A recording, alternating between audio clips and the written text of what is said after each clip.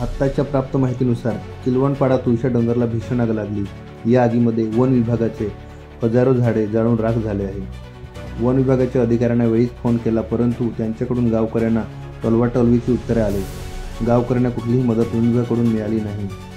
या उलट किलवणपाड्याच्या आजूबाजू असणारे करंजी खुर्द, किलवणपाडा, गडजामणे येथील सुमारे 200 ते 250 लोकांनी एकत्र येऊन जंगलाला लागलेली आग विझवण्यात गावकरी यशस्वी झाले आहे।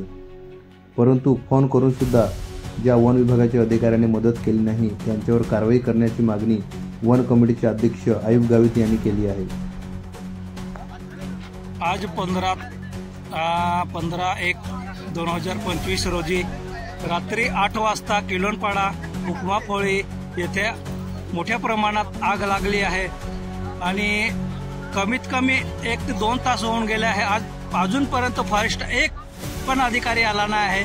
याच्यावर सरकारने दखल घेऊन यांच्यावर कठोर कारवाई करावी असे आम्ही हुकमाफळी किलवणपाडा वन समितीचे अध्यक्ष म्हणून मी सरकारला एक विनंती करतो आहे की यांच्या अधिकाऱ्यांना आम्ही फोन लावून 2 तास होऊन गेले, अजूनपर्यंत एक पण अधिकारी आले नाही आहे, तर यांच्यावर कठोर कारवाई करावी असे आम्ही